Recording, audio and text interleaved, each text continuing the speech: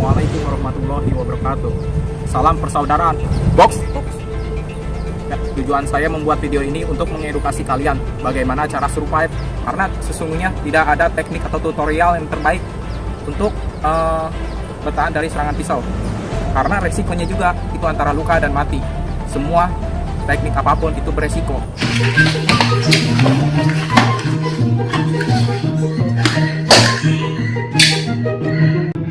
Itu yang terjadi di jalanan. Gak ada orang lawan Anda pakai pisau, jalan seperti itu, Anda menghindar, Anda tangkis, bullshit.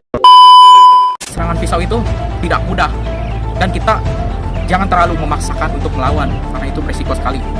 Sebelum melanjut ke materi lainnya, kalian simak video berikut. Banyak sekali tutorial teknik menghadapi serangan pisau yang kita temui di internet, yang diperagakan oleh praktisi-praktisi bela diri yang sudah terkenal di YouTube tanpa memberitahu penonton bahwa itu beresiko sekali. Tentunya penontonnya juga jutaan. Dan mohon maaf, saya membuat video ini tidak bermaksud untuk menyinggung siapapun. Bertahan dari serangan senjata yang berbahaya, tidak ada teknik dasar yang bisa menjamin kalian selamat. Karena itu termasuk pertarungan intensitas tinggi. Ketika orang memegang senjata, kita putar pergelangan, kita tangkis, lalu kita pukul. Tentu itu sulit sekali karena banyak beberapa faktor yang bisa berpengaruh.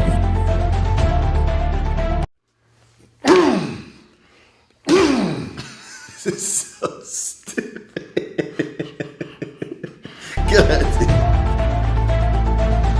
In the movie, that's very cool. Tapi di dunia nyata, kalian harus survive, bukan melawan. Kalian harus open mindset dengan cerdas.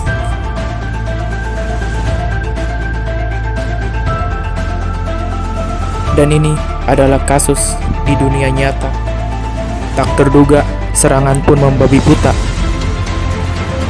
Tidak peduli dengan siapapun. Karena tidak semua psikologi manusia sehat sempurna. Dampak dari kecanduan alkohol pun itu berpengaruh sekali. Maka buat kalian yang waras, berhati-hatilah.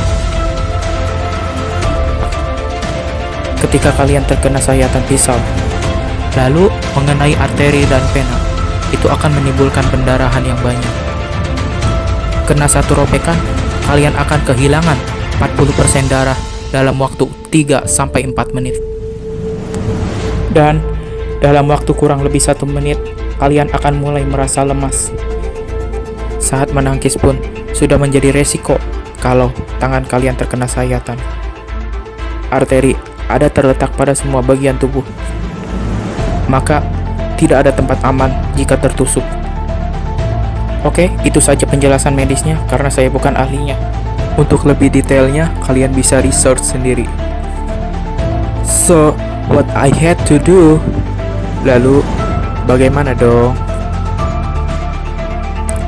Kabur. Ini serius, bosku. Kalau keadaan tidak memungkinkan, lebih baik lari. Terkadang kita pun tak tahu orang yang kita hadapi sedang membawa apa. Karena lari adalah jalan terbaik untuk survive. Jangan membuat keberanian seolah-olah kalian harus melawan.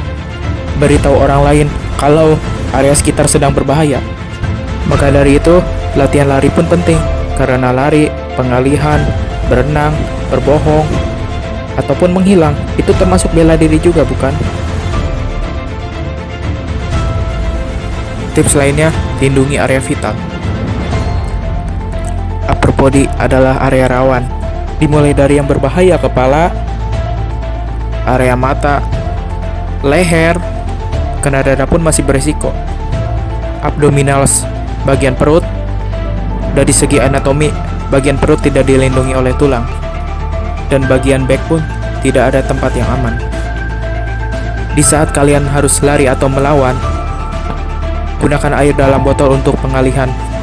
Atau untuk yang lebih intens, gunakan semprotan jenis apapun. Lalu bagaimana jika ada orang yang harus dilindungi? Lari bukanlah jalan terbaik. Kalian harus melawan dengan kunci dan kontrol.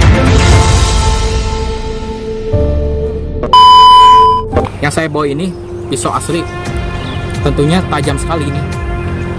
Kalau saya todongkan ke dia, secara psikologi pasti dia panik. Beda halnya, beda rasanya dengan pisau mainan yang saya bawa ini. Ini dia tidak merasakan apa-apa ini. Dan untuk gerak-gerakan yang indah, itu tidak salah. Hanya penempatannya aja yang salah. Kalau untuk seni, penampilan, kejuaraan atau yang lain-lain, ya silakan saja. Tapi kalau kalian harus melakukan gerakan seperti itu di jalanan, saya tidak menyarankan karena itu berbahaya sekali. Oke, sekarang langsung ke praktek. Saya tidak mengajarkan teknik yang indah, tapi saya mengajarkan kalian untuk selamat. Dan teknik yang saya berikan ini sangat berisiko juga. Kami tidak ada teknik yang sempurna untuk naik defense. Oke, mari simak video berikut ini. Oke, untuk prakteknya saya menggunakan pisau mainan. Ya, langkah pertama, tuk, bam. Nah, jepit di sini masuk ke kepala, ya. Tuk, kamu tarik, tahan.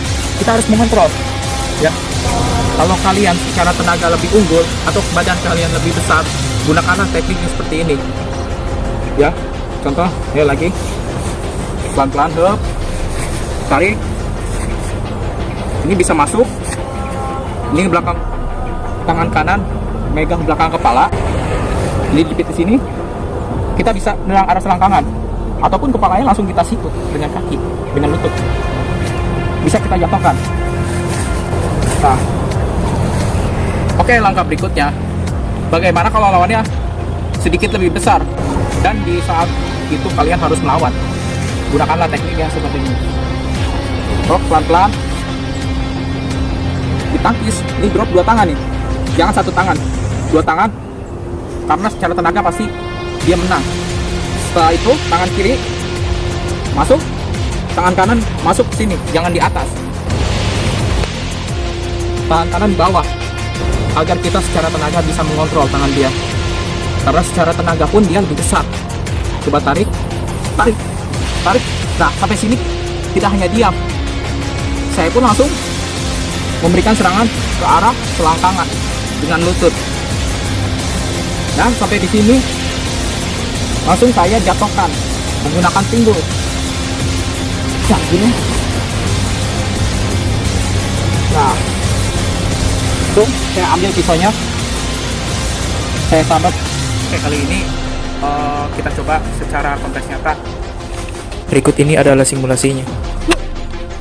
Saat mengunci dan mengontrol, badan harus sedikit membungkuk agar lawan tidak mudah memukul.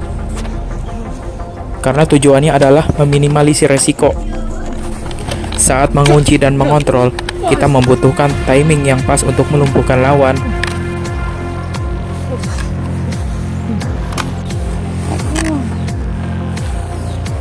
Mohon maaf jika hasil kurang maksimal, karena video ini saya buat dadakan sehabis latihan. Jadi orang yang saya hadapi masih sedikit capek dan ragu. Dan ini adalah simulasi gagal.